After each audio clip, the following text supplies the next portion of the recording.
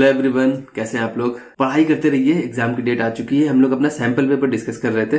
Section wise मैंने कहा था कि अपलोड होगा, 3 पार्ट में अपलोड होगा। सेक्शन ए कंप्लीट अपलोड हो चुका है, आप जाके देख सकते हैं। अब हम आज सेक्शन बी पे डिस्कशन करेंगे।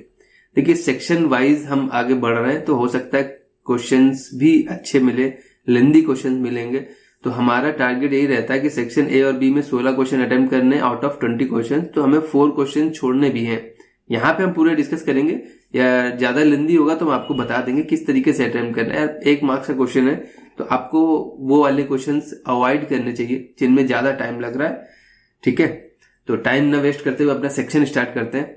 अगर आपने पहला सेक्शन नहीं देखा है तो पहले उसको देख लीजिए और अपने बेसिक लेक्चर्स और एमसीक्यू की प्रैक्टिस करते रहिए। लेक्चर्स ऑलरेडी अवेलेबल है। आज हम लोग देखते हैं क्वेश्चन नंबर 21 से। देखिए, 20 तक हम ऑलरेडी सेक्शन 1 में कर चुके हैं। अब सेक्शन 2 में है क्या कि ये फंक्शन क्वेश्चन दे रखा है 21 की, एक फंक्शन है हमारा जो रियल टू रियल डिफाइंड है और एफ(x) की वैल्यू दे रखी है। फिर पूछ रहा है ये कैसा है, 1 है, ऑन 2 है या दोनों है। इसी टाइप से ऑप्शन दे रखे हैं। देखिए, मैंने जब फंक्शन पढ़ाया है, फंक्शन का भी लेक्चर अवेलेबल है, उसका बेसिक अच्छे से कवर किया है। आप जाके देख लीजिए, आपको सारे डाउट क्लियर हो जाएंगे। देखिए, 1 और इनके नाम याद रखिए। 1 जो होता है इसको हम बोलते हैं इंजेक्टिव। ठीक है, इसको बोलते हैं इंजेक्टिव। याद रखने का तरीका मैंने लेक्चर में एक्सप्लेन कर रखा है। ऑन टू फंक्शन होता है, इसको बोलते हैं हम सरजेक्टिव। ठीक है, और एक होता है बाइजेक्टिव, वो फंक्शन जो दोनों हो। बाई मतलब दोनों, यानी जो 1 भी हो प्लस ऑन टू भी हो, उस फंक्शन को हम बाइजेक्टिव बोलते हैं। यहीं से क्वेश्चन बनता है कि वो फंक्शन कौन सा होता है जिसका इनवर्स पॉसिबल होता है। इनवर्स पॉसिबल होता है बाइजेक्टिव फंक्शन का, यानी जो 1 और ऑन टू होता है उन्हीं का हम इनवर्स निकाल पाते हैं। ये तो बेसिक चीज हो गई। अभी फंक्शन जो दे रखा है वो है x³। इसके बारे में मैं बताना है कि ये फंक्शन और रियल टू रियल डिफाइंड है। रियल टू रियल डिफाइंड है। ऑन टू फंक्शन क्या होता है, पहले हम 1 देख लेते हैं। बेसिक तरीका वही है। यहाँ पे कैलकुलेशन तो दिखानी नहीं है, एकेडमिक में हम करते आए थे कि f(x1) बराबर हम दिखाते हैं f(x2) के, तो एक ही सोल्यूशन आना चाहिए कि x1 बराबर है x2, यही सोल्यूशन आना चाहिए। यहाँ पे हम वो तरीका नहीं यूज करेंगे। सबसे अच्छा तरीका होता है यार कि अगर आप ग्राफ बना सकते हो तो सबसे इजी तरीका होता है इसका। ग्राफ प्लस रखोगे तो प्लस नंबर देगा, माइनस रखोगे तो माइनस के नंबर देगा, ऐसे जाएगा। ठीक है, 0 पे ये 0 देगा। अब x एक्सिस के पैरेलल अगर आप लाइन खींचोगे, जितनी भी लाइन खींच लो वो एक ही पॉइंट पे कट कर रही है, तो फंक्शन कैसा है आपका, 1 है। अब भैया जहां पे 1 कह रहा नहीं है, b और c ऑप्शन तो नहीं हो सकता, क्योंकि ये कह रहे हैं कि 1 नहीं है जबकि हमारा फंक्शन 1 है। ऑन टू क्या कहता है कि जो कोडोमेन है वो आपकी रेंज हो जाए, यानी कि सारे कोडोमेन के एलिमेंट यूज होने चाहिए।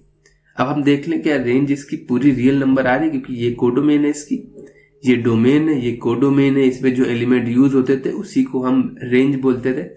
और ऑन टू फंक्शन क्या होता है कि रेंज हमारी कोडोमेन के बराबर हो जाती है। आप यहाँ पे देखो जरा, इनपुट हम ऑल रियल दे रहे हैं माइनस इनफाइनाइट से प्लस इनफाइनाइट, तो आउटपुट भी हमें ऑल रियल मिल रहा है माइनस इनफाइनाइट से प्लस इनफाइनाइट। यहाँ से दिख रहा है कि आपको सारे रियल नंबर मिलेंगे, यानी कोडोमेन हमारी जो रियल नंबर थी वही रेंज है।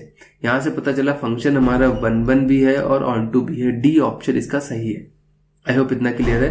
अच्छा क्वेश्चन है, इसीलिए कर रहा हूं। बेसिक की प्रैक्टिस कर लीजिएगा, इस टाइप के क्वेश्चन आपको मिलेंगे देखने के, और इनके नाम भी याद रखिए, इंजेक्टिव, सरजेक्टिव, बाइजेक्टिव। ठीक है, आगे देखते हैं क्वेश्चन नंबर 22 क्या कह रहा है। इफ x की वैल्यू दे रखी x a sec theta, y b sec theta, और ये पैरामीट्रिक फॉर्म वाली इक्वेशन है। डिफरेंशिएशन आपने पढ़ा होगा, ये डबल डेरिवेटिव निकालना और उसकी वैल्यू थीटा की वैल्यू पे, यानी फाइनल वैल्यू देना है हमें। तो यहाँ पे भैया आपको पहले x थीटा के टर्म में रखा है, तो x को आप थीटा के टर्म में डिफरेंशिएट कर दो, तो ये मिल जाएगा a sec थीटा का होता है sec theta into tan theta. अभी y भी थीटा के टर्म में है, तो भैया y को भी थीटा के टर्म में डिफरेंशिएट कर दो, तो ये वैल्यू देगा b tan थीटा का होता है sec स्क्वायर थीटा।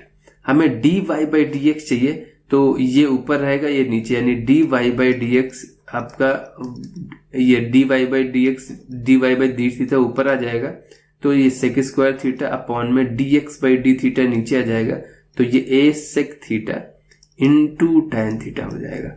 अगर आप ध्यान से देखो तो एक से कैंसिल हो जाएगा। ये 1 अपॉन कॉस, ये साइन अपॉन कॉस, ये क्या है 1 अपॉन में कॉस है और ये साइन अपॉन में कॉस है। कॉस से कॉस भी कैंसिल हो जाएगा। 1 अपॉन में साइन एक्चुअल में कॉसेक होता है, यानी dy बाई डी एक्स हमारा फाइनल कितना आ रहा है, वो आ रहा है b अपॉन में a 1 अपॉन में साइन यानी कॉसेक थीटा आ रहा है। हमें सिंगल डेरिवेटिव नहीं चाहिए, हमें चाहिए था डबल डेरिवेटिव, यानी हमें इसको फिर से डिफरेंशिएट करना। अभी डिफरेंशिएट हमें x के रिस्पेक्ट में करना है, तो d2y अपॉन में dx स्क्वायर हो जाएगा। ये b अपॉन में a है, इसको कॉसेक को अगर हम कॉसेक थीटा इसको हम x मान के करेंगे तो कॉसेक x का क्या हो जाता है minus cosec x into cot x।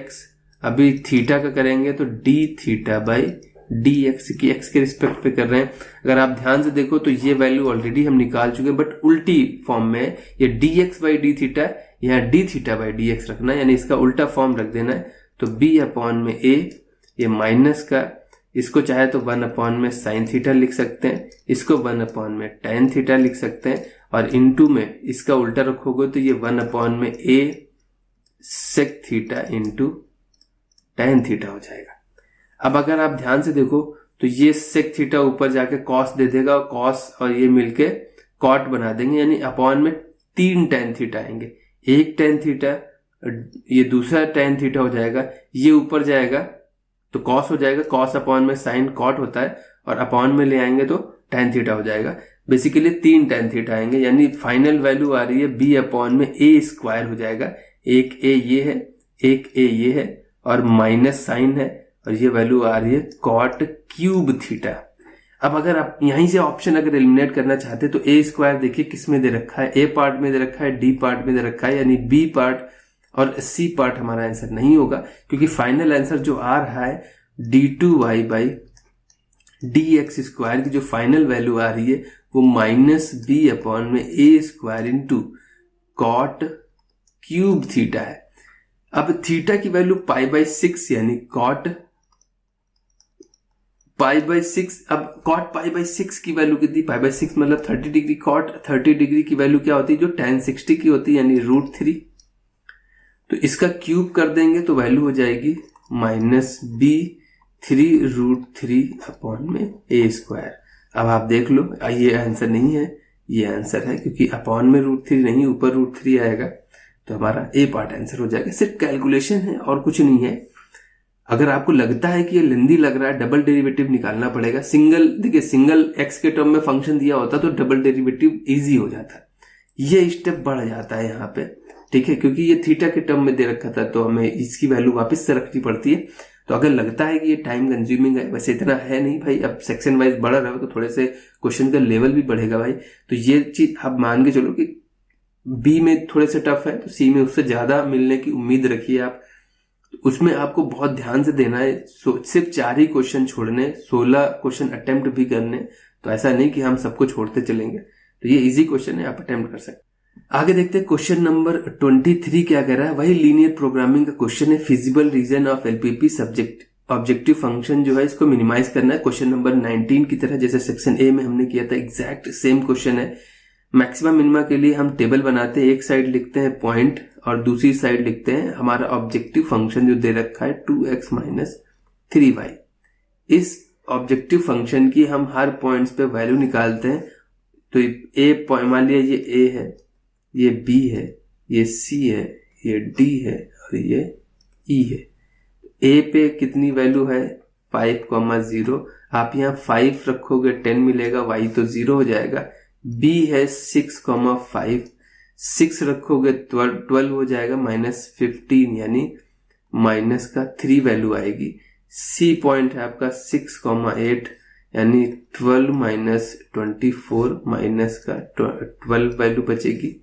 और d पॉइंट आपका 4,10 है, तो यहाँ पे वैल्यू 4 रखोगे 8 माइनस 30 यानी वैल्यू आएगी -22। और e पॉइंट आपका 0,8 है, तो 0 रखोगे माइनस का 24 आएगी। आपको मिनिमम करना है, तो मिनिमम हमें दिख रहा है इस पॉइंट पे ये फंक्शन हमारा मिनिमाइज हो रहा है, मिनिमम वैल्यू दे रहा है, यानी e पॉइंट यानी 0,8 पॉइंट हमारा आंसर हो जाएगा। आई होप इतना क्लियर है। इसमें बहुत ज्यादा नहीं है, बहुत इजी लेवल के क्वेश्चन रहेंगे। अदरवाइज जो 6 मार्क्स का क्वेश्चन बनता था उसमें आपको ये इक्वेशन भी बनवाता था, ये लाइन ये ग्राफ पूरा ड्रॉ करना पड़ता था, अच्छे लेवल का क्वेश्चन बनता था। अभी तो बहुत इजी कर दिया, ठीक है। तो आपको टेंशन नहीं लेना, मैक्सिमम मिनिमा जनरली आएगा, फिजिबल रीजन वगैरह अनबाउंडेड रीजन भी नहीं आएगा। आगे देखते हैं क्वेश्चन नंबर 24 क्या कह रहा है, the derivative of this with respect to this. यानी यहाँ पे ये सिंपल एक फंक्शन का दूसरे फंक्शन के रिस्पेक्ट में डिफरेंशिएशन है। अगर आप इसको y मान लोगे, किसको, sine inverse 2x root 1 minus x square को, और इसको z मान लोगे साइन इनवर्स x को, यानी इस फंक्शन का डेरिवेटिव आपको चाहिए इसके रिस्पेक्ट में। तो हमको निकालना है dy बाई dz ही तो निकालना है, ठीक है, यही तो करना है। इसको अगर आप चेन रूल, आप माहिर हो चेन रूल में, तो आप इसको डायरेक्ट डिफरेंशिएट कर दो। अदरवाइज हम सजेस्ट करेंगे यहाँ पे सब्स्टिट्यूशन अप्लाई कर लो, x की जगह रख दो साइन थीटा इस वाले में। इसका तो हम सिंपल भाई, जैसे अभी हमने इसके पहले जो क्वेश्चन किया था, क्वेश्चन नंबर 22 था, सेक थीटा के टर्म में था, ये समझ लीजिए एक्स के टर्म में दे रखा है। अगर इसमें नहीं, आपने इसमें पढ़ रखा होगा v और u के टर्म में पढ़ा होगा, तो dv बाई du निकालना, ऐसे समझ लो, ठीक है। अगर आपको इसमें दिक्कत हो रही, कुछ भी मान लो, मानने से क्या फर्क पड़ता है, आपको बस तरीका समझ में आना चाहिए कि हमें इसका भाई हम dy बाई dx लिखते हैं, इसका मतलब होता है कि y का डिफरेंशिएशन x के रिस्पेक्ट में। तो यहाँ पे v का डिफरेंशिएशन u के रिस्पेक्ट में हो रहा है, v ये दे रखा है और ये दे रखा है, यही कह रहा है क्वेश्चन में। इसको आप सिंपल x के रिस्पेक्ट में डिफरेंशिएट कर दो, क्योंकि ये x के वहां थीटा के टर्म में दे रखा था, तो हमने थीटा के टर्म में किया था, ये x के टर्म में दे रखा है, तो हम इसको x के टर्म में डिफरेंशिएट करेंगे। इसकी वैल्यू हो जाएगी रूट 1 माइनस एक्स स्क्वायर। ये थोड़ा लेंदी लग रहा है, इसको शॉर्ट कर लेते हैं। एक्चुअल में x की जगह साइन थीटा रख दोगे तो v की वैल्यू आएगी साइन इनवर्स 2 साइन थीटा, और यहां पे रखोगे जाके तो 1 minus sine square theta cos square theta, root से बाहर आ जाएंगे तो सिंपल बचेगा कॉस थीटा। ये साइन 2 थीटा का फॉर्मूला होता है, साइन साइन कैंसिल हो जाएगा, 2 थीटा बचेगा, यानी x की वैल्यू कितनी आ जाएगी, 2 साइन इनवर्स x आ जाएगा। अभी इसको आप डिफरेंशिएट कर दोगे तो dv बाई dx कितना हो जाएगा, 2 अपॉन में रूट 1 माइनस एक्स स्क्वायर। हमें इसका डिफरेंशिएशन करना था इसके रिस्पेक्ट में, यानी dv बाई, जो हमको निकालना है dv बाई du कैसे आएगा, v का डिफरेंशिएशन ऊपर लिखेंगे अपॉन में u का डिफरेंशिएशन नीचे लिखेंगे, और ये पार्ट देखिए पूरा कैंसिल हो रहा है। सिंपल वैल्यू कितनी आ रही है, 2। ऑप्शन चेक कर लीजिए, 2 हमारा राइट आंसर है। बहुत लेंदी नहीं है, बहुत इजी क्वेश्चन, ये तो आपको छोड़ना ही नहीं है। अगर आपको डिफरेंशिएशन नहीं आता है तो बात अलग है। आगे देखते हैं क्वेश्चन नंबर 25। अच्छा क्वेश्चन है, देखिए क्वेश्चन नंबर 25 कह रहा है, एक ए मैट्रिक्स दे रखी, एक बी मैट्रिक्स दे रखी, देन ये देखिए, अगर आपकी प्रैक्टिस अच्छी है तो आप इस क्वेश्चन को करिए, नहीं तो मेरा सजेशन यही है कि यार यहाँ पे ए इनवर्स भी निकालना है, ठीक है, और बी इनवर्स भी निकालना है। तो अब दो इनवर्स निकालोगे, बहुत टाइम वेस्ट होगा। 1 मार्क्स का क्वेश्चन, यार इतनी मेहनत कौन करेगा, जान लेंगे क्या बच्चे की। तो उस सिचुएशन से बचने का देखिए, हम यहाँ पे छोड़ेंगे नहीं, आपको तरीका बता देंगे। अगर आता है और आपके पास 4 छोड़ने के बाद कोई ऑप्शन नहीं बच रहा है, यार उन 4 को तो हम नहीं कर सकते, तो इस क्वेश्चन को अटेम्प्ट कर सकते हैं। देखिए जरा, अब ऑप्शन में देखिए इनवर्स तो हम निकालने से रहे, लेकिन ऑप्शन जो दे रखे थे उनमें से हम कोई एक पैटर्न बना सकते हैं। तो जो पहला ऑप्शन है कोई एक ही बनाइएगा। देखिए अगर आप इसमें ए इनवर्स बराबर बी दे रखा है, अब यहाँ पे इनवर्स हटाने का तरीका है हम उसी से मल्टीप्लाई कराएं ए से। तो ए से मल्टीप्लाई आप पोस्ट करा सकते हो, प्री करा सकते हो, यानी आप अगर पोस्ट कराओगे तो बी ए मिलेगा इस साइड, उस साइड तो आई मिलेगा, लेकिन अगर प्री मल्टीप्लाई कराओगे तो ए बी मिलेगा उस साइड, तब भी आई ही मिलेगा, आइडेंटिटी मैट्रिक्स मिलेगी।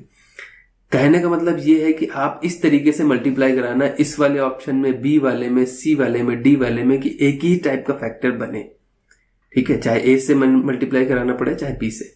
तो पहले ऑप्शन में दिखा, अगर हमने प्री मल्टीप्लाई कराया तो इस साइड आई हो जाएगा, आइडेंटिटी मैट्रिक्स मिल जाएगा, इधर मिलेगा ए बी, ठीक है।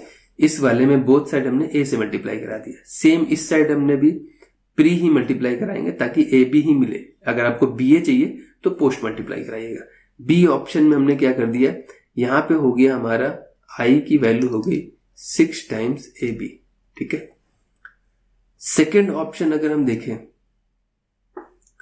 तो सेकंड ऑप्शन क्या हो जाएगा, इसमें अगर आप मल्टीप्लाई कराओगे b से तो ये वैल्यू i की वैल्यू हो जाएगी b स्क्वायर, और ये जो d पार्ट है ये c पार्ट था, यहां पे अगर आप पोस्ट मल्टीप्लाई कराओगे तो ये हो जाएगा i की वैल्यू हो जाएगी 1/6 टाइम्स ab, क्योंकि हमें ab ही चाहिए था।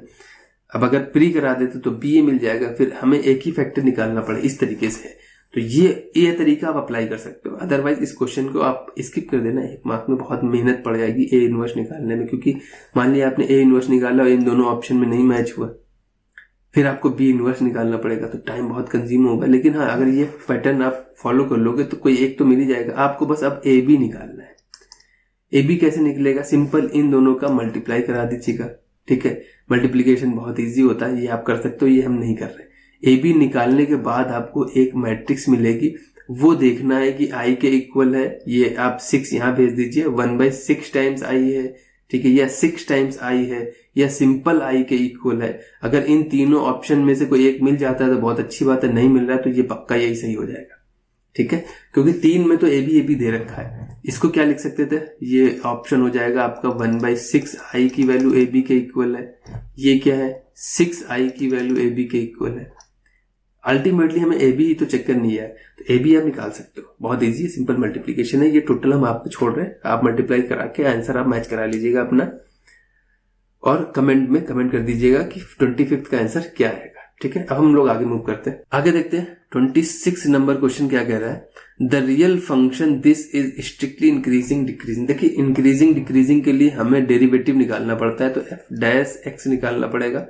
इसका डेरिवेटिव हो जाएगा 6x square minus 6x minus 36, और डेरिवेटिव का साइन निगेटिव है तो डिक्रीजिंग है, पॉजिटिव है तो इंक्रीजिंग है। उस केस में 6 तो प्लस का नंबर है तो साइन चेंज नहीं करेगा, प्लस क्वांटिटी बचा गया x square minus x minus 6, यानी कि यहाँ पे जो वैल्यू आ रही है इसके फैक्टर कर लेंगे हम, तो x माइनस 3 और x प्लस 2 फैक्टर हो जाएंगे। फैक्टर करना आपको आता होगा, मल्टीप्लाई करा लीजिए, यही वैल्यू आ जाएगी।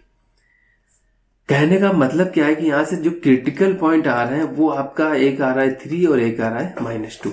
अब रियल एक्सिस पे जब आप प्लॉट करोगे तो सबसे पहले -2 आएगा, फिर आएगा 3। रियल एक्सिस ऐसे ही होती है, माइनस से लेकर प्लस तक जाती है।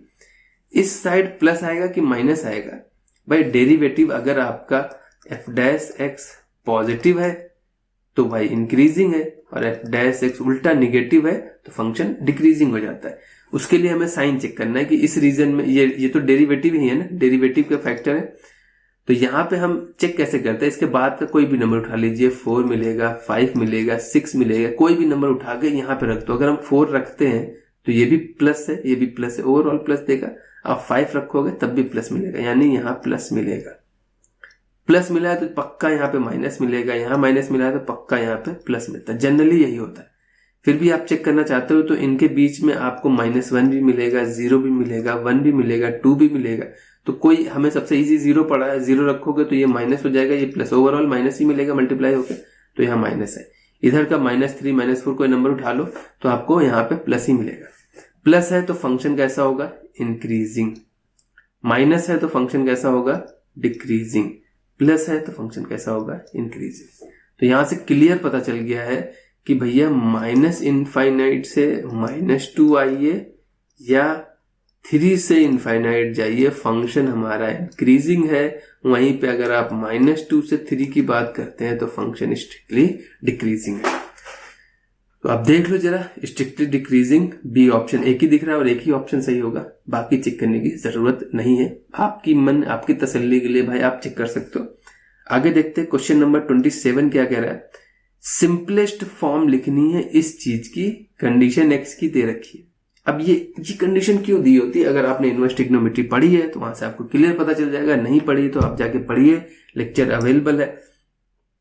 ये एक्चुअल में कॉस में ओपन होके जो रूट से हमें ओवरऑल प्लस मॉड की वैल्यू होती है ना, मॉड एक्स कैसे ओपन होता है, अगर पॉजिटिव है तो सिंपल मॉड हटा देते हैं, अगर निगेटिव है तो -x के साथ ओपन होता है। यही कंडीशन के लिए, कहीं अंदर की वैल्यू निगेटिव तो नहीं है और हमें ओवरऑल पॉजिटिव चाहिए तो हमें माइनस लगाना पड़ता है, इस वजह से, बस इसकी वजह से होता है। तो इस सिचुएशन में इसको सॉल्व करने के लिए आप बस पहले ये देख लो, रूट में अगर 1 प्लस कॉस एक्स है तो उसका क्या होगा भैया, कॉस का वो फॉर्मूला ओपन करिए जिससे 1 कैंसिल हो जाएगा, तो ये हो जाएगा 1 plus 2 cos square x by 2 minus 1 से 1 कैंसिल, यानी वैल्यू आएगी √2। अब ये जो वैल्यू है हमें तो ओवरऑल प्लस चाहिए, लेकिन स्क्वायर में हम प्लस भी रख सकते हैं माइनस भी रख सकते हैं, इसलिए हम इसको मॉड लगा के ओपन करें, कॉस एक्स बाई 2 अभी रख रहे हैं। ठीक है, प्लस है तो सिंपल मॉड हट जाएगा, इस क्वाड्रेंट से पता चल जाएगा कि ये प्लस है तो सिंपल मॉड हट जाएगा, माइनस है तो माइनस के साथ ओपन होगा, जैसे मॉड के साथ होता है। सेम अगर हम बात करें √1 माइनस कॉस एक्स की अगर हम बात करें, तो यहाँ पे अब 1 cos 2 थीटा का वो फॉर्मूला अप्लाई करिए जिससे 1 कैंसिल हो जाएगा, तो 1 minus 1 plus 2 sine square x by 2, अभी 1 1 कैंसिल, वैल्यू आएगी √2 मॉड साइन एक्स बाई 2। अभी x दे रखा है इतना, तो x बाई 2 कितना हो जाएगा, तो x बाई 2 हो जाएगा आपका पाई बाई 2 से लेकर के 3 पाई बाई 4, बाई 2 से डिवाइड कर दो बोथ साइड। ठीक है, अब देखो ये किस क्वाड्रेंट में लाई करता है, ये चीज हमारी लाई करती है पाई बाई 2 से 3 पाई बाई 4, ये होता है पाई, तो ये इधर कहीं आ जाएगी सेकेंड क्वाड्रेंट में। ठीक है, 3 पाई बाई 4 यहाँ कहीं मिल जाएगा। तो सेकंड क्वाड्रेंट में कॉस निगेटिव होता है बट साइन पॉजिटिव होता है, तो पॉजिटिव में मॉड लगाने का कोई मतलब नहीं होता है, यानी माइनस वाला सिंपल √2 साइन एक्स बाई 2 दे देगा, और माइनस वाला जो है प्लस वाला जो है √2 कॉस सेकंड क्वाड्रेंट में माइनस का होता है, तो ये माइनस साइन देगा। ठीक है, बस इतना ध्यान रखिए, ये जो इंटरवल दे रखा है वो इसी चीज के लिए दे रखा है। तो ये वैल्यू क्या हो गई, इसको हम लिख सकते थे tan इनवर्स, ये हो गया √2, ये माइनस के साथ ओपन होगा, क्यों, क्योंकि कॉस है। ठीक है, इसलिए माइनस सेकंड क्वाड्रेंट में निगेटिव होता है, ये हो जाएगा कॉस एक्स बाई 2, ये प्लस का रहेगा √2 साइन एक्स बाई 2 अपॉन में माइनस √2 कॉस एक्स बाई 2, ये माइनस का रहेगा √2 sine x by 2। I hope इतना क्लियर है।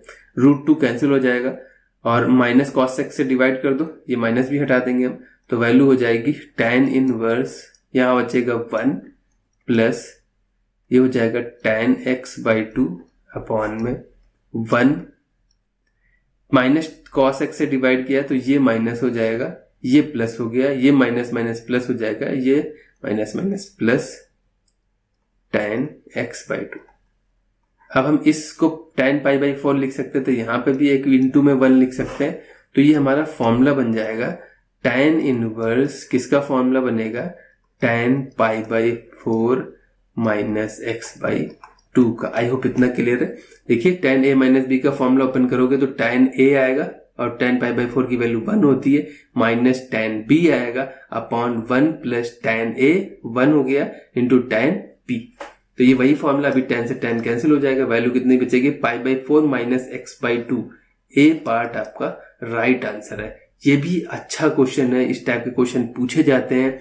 यहाँ पे डेटा क्या चेंज कर देगा, cos 2x दे सकता है, इस फॉर्मेट में दे देगा, सब जगह cos 2x दे देगा, माइनस प्लस ऊपर नीचे हो सकते हैं, यहाँ प्लस है यहाँ माइनस आ जाएगा, यहाँ माइनस है यहाँ प्लस आ जाएगा, लेकिन इस क्वेश्चन के आने के चांसेस हैं, इसको प्रैक्टिस जरूर कर लीजिएगा। आगे देखते हैं क्वेश्चन नंबर 28 क्या कह रहा है, given that A is a non singular matrix. Non singular matrix का ही इनवर्स, देखिए लैंग्वेज अभी हम लोग प्रैक्टिस भी कर रहे हैं ना, तो चीजों को पढ़ के आपके माइंड में रिकॉल हो जाना चाहिए कि भाई ये क्या कह रहा है। यानी डिटर्मिनेंट 0 नहीं होता है जिन मैट्रिक्स का, उसको नॉन सिंगुलर बोलते हैं, इनका 0 होता है इनको सिंगुलर बोलते हैं। Of order 3 such that a square की वैल्यू 2a के इक्वल है, then value of 2 times determinant है। ये भी देखिए प्रॉपर्टी होती है डिटर्मिनेंट a की। अगर ऑर्डर किसी मैट्रिक्स का n है और उसका डिटर्मिनेंट a है, तो k टाइम्स डिटर्मिनेंट a कितना हो जाएगा, सिंपल k जो है उस पर पावर चढ़ जाएगी ऑर्डर की। ऐसा क्यों होता है, जैसे हमने मान लिया कोई मैट्रिक्स थी 1 2 3 4, ठीक है, अब हमने इसमें मान लिया k से मल्टीप्लाई कराया, तो मैट्रिक्स में क्या होता था कि हर एलिमेंट में मल्टीप्लाई होता है, तो ये k हो जाएगा, ये 2k हो जाएगा, ये 3k हो जाएगा, ये 4k हो जाएगा। ये डिटर्मिनेंट a था, ठीक है। अब इसका डिटर्मिनेंट निकालोगे तो इसका ka डिटर्मिनेंट हो जाएगा, यानी डिटर्मिनेंट में क्या होता है कि उसको लगता है कि इस रो में अलग मल्टीप्लाई कराया गया, इस रो में अलग मल्टीप्लाई कराया गया, क्योंकि डिटर्मिनेंट की खासियत क्या होती थी, किसी रो या किसी कॉलम में ही मल्टीप्लाई करा पाते हैं। जबकि मैट्रिक्स में क्या होता है कि अगर आप किसी स्केलर से मल्टीप्लाई कराते हो भाई तो पूरे एलिमेंट मल्टीप्लाई होता है, जितनी रो है उनमें होगा, जितने कॉलम थे, यानी ओवरऑल 9 एलिमेंट थे 3x3 की, तो तीनों रो में मल्टीप्लाई होगा। अभी डिटर्मिनेंट को क्या दिखता है कि इसमें एक मल्टीप्लाई हुआ था, एक इस रो में भी मल्टीप्लाई हुआ था, जितने ऑर्डर की मैट्रिक्स थी उतने बाहर आ जाते हैं, उतनी रो होंगी, तो यानी ये 1, ये 2, ये 3, ये 4, उसको ये दिखता है कि 2 रो हैं तो 2 के बाहर आएंगे, 3 रो हैं तो 3 के बाहर आएंगे। सिंपल यही फंडा है, यानी जितने ऑर्डर का जो मैट्रिक्स थी उतने के बाहर आते हैं, तो ये वही फंडा चलता है। ये बेसिक क्लियर होगा यहाँ पे। लेकिन डिटर्मिनेंट दे नहीं रखा, लेकिन हमें एक प्रॉपर्टी और होती है कि अगर डिटर्मिनेंट मैट्रिक्स का ऑर्डर कर दो, उसका डिटर्मिनेंट निकालो, या सिंपल डिटर्मिनेंट निकाल के उसकी पावर कर दो, बात एक ही रहती, कोई फर्क नहीं पड़ता है। तो बोथ साइड डिटर्मिनेंट ले लोगे तो ये a स्क्वायर का डिटर्मिनेंट बराबर हो जाएगा डिटर्मिनेंट 2a। ठीक है, अभी ये है क्या, ये है आपका डिटर्मिनेंट a का स्क्वायर हो जाएगा ना, डिटर्मिनेंट a का स्क्वायर हो जाएगा, प्रॉपर्टी होती है। यहाँ पे क्या अभी बताया था, ऑर्डर कितना है 3, तो यहाँ पे 2 की पावर 3 हो जाएगी, ये मैंने एक्सप्लेन भी किया अभी। ठीक है, जितना ऑर्डर होता है कांस्टेंट भी उतने टाइम्स बाहर आता है, यहाँ पे डिटर्मिनेंट a हो जाएगा। ठीक है, अब अगर आप ध्यान से देखो तो डिटर्मिनेंट चाहे तो आप कैंसिल कर लो या उस साइड ले जाओगे तो डिटर्मिनेंट a कॉमन आ जाएगा, बचेगा determinant a minus 8 is equal to 0। भाई ये पार्ट उधर ले जाओगे तो यही होगा। अब पता है मुझे डिटर्मिनेंट तो 0 हो नहीं सकता क्योंकि इसने कह दिया नॉन सिंगुलर मैट्रिक्स है, उसका डिटर्मिनेंट 0 नहीं हो सकता, मतलब ये 0, यानी डिटर्मिनेंट a की वैल्यू क्या है 8 आएगी। अब डिटर्मिनेंट a पता चल गया, हमको क्या बताना था 2 टाइम्स डिटर्मिनेंट a, तो यहीं पे रख दो 2 टाइम्स डिटर्मिनेंट a एक्चुअल में है क्या 2 की पावर 3, क्योंकि ऑर्डर 3 है, डिटर्मिनेंट a यानी 8 इंटू 8 यानी वैल्यू कितनी आएगी 64 राइट आंसर है। क्वेश्चन टफ नहीं है, आपका अगर बेसिक क्लियर नहीं है तो आपको चीजें टफ लग सकती हैं। चलिए आगे देखते हैं, क्वेश्चन नंबर 29 क्या कह रहा है, the value of b for which the function is strictly decreasing over r, मतलब रियल नंबर है। तो इंक्रीजिंग डिक्रीजिंग का केस हमें पता है, डेरिवेटिव निकालना पड़ता है, डिक्रीजिंग है तो हमको लेस देन 0 दिखाना पड़ेगा, तो उसके लिए पहले हमको डेरिवेटिव निकालना है। डेरिवेटिव क्या आ जाएगा, x का हो जाएगा 1, cos का होता है माइनस sin x, और b तो 0 है। ठीक है, अब cos ये मुझे पता चल गया यार 1 माइनस sin x जो है वो कभी भी लेस देन 0 नहीं होगा, ये हमेशा 1 माइनस sin x जो है वो ग्रेटर देन और इक्वल टू 0 हो सकता है, क्योंकि sin x की जो वैल्यू है वो ही -1 से 1 के बीच में लाई करती है। आप कोई वैल्यू यहाँ रख दोगे तो वो चीज है निगेटिव तो हो नहीं सकती, यानी कि ऐसी कोई वैल्यू मिलेगी ही नहीं, क्योंकि फंक्शन हमेशा इंक्रीजिंग है, डिक्रीजिंग तो है ही नहीं, और वैसे भी b पे डिपेंड भी नहीं कर रहा है, यानी नो वैल्यू ऑफ b, यानी ये ऑप्शन हमारा सही है, b पे डिपेंड नहीं कर रहा, और फंक्शन वैसे भी इंक्रीजिंग है, डिक्रीजिंग तो है ही नहीं। क्वेश्चन नंबर 30 देखिए क्या कह रहा है, हमको लग रहा है वीडियो की लेंथ ज्यादा होगी तो इसको भी 2 पार्ट बनाने पड़ेंगे। क्वेश्चन नंबर 30 देखिए क्या कह रहा है, let r be the relation in the set n given by a, b। अरे ये तो अगर आपने मेरा जो रिलेशन का जो पहला लेक्चर है, पहले लेक्चर में ही ये क्वेश्चन आया है आपके आर डी शर्मा, इसलिए मैं कर रहा हूँ कि आर डी शर्मा बहुत अच्छी बुक है, आपको क्वेश्चन उससे प्रैक्टिस करिए, उससे आने के चांसेस बढ़ जाएंगे। ये सैंपल पेपर में हमने अभी तक देखा है 3-4 क्वेश्चन एग्जैक्ट वहीं से रखे हुए हैं। क्वेश्चन देखिए क्या कह रहा है, एक नेचुरल नंबर पे एक रिलेशन बना है जिसके ऑर्डर्ड पेयर का रिलेशन क्या है कि सेकंड वाले में b में अगर आप 2 सब्ट्रैक्ट करोगे तो पहला एलिमेंट मिलेगा, ठीक है, और b जो है वो ग्रेटर देन 6 है। तो इसमें मैंने वहां पे भी एक्सप्लेन किया था यार, ऑप्शन एलिमिनेट कर दो, जहां पे भी second element a, b second element है, जहां भी b एलिमेंट आपका 6 से कम है तो ऑप्शन हट जाएंगे, तो आपका a तो आंसर हो ही नहीं सकता। अब सेकंड एलिमेंट में 2 सब्ट्रैक्ट करो तो आपको पहला एलिमेंट मिलेगा। आप 8 में से 2 सब्ट्रैक्ट करोगे क्या मिलेगा, नहीं, ये भी नहीं है। 7 में से 2 सब्ट्रैक्ट करोगे तो कम होना चाहिए था, आंसर हमारा यही सही है, आप चेक कर सकते हो। 8 में से 2 सब्ट्रैक्ट करोगे तो आपको 6 मिलेगा, ये रिलेशन इनका फॉलो हो रहा है। और जो सेकंड नंबर है वो 6 से बड़ा भी है भाई, 8 ग्रेटर देन 6 है, सही है, तो हमारा C part is the right answer. ठीक है, तो इस वीडियो में इतना ही रखते हैं यार, वीडियो की लेंथ बड़ी हो रही है, आप लोग वैसे भी ज्यादा देखते नहीं हो यार। ठीक है,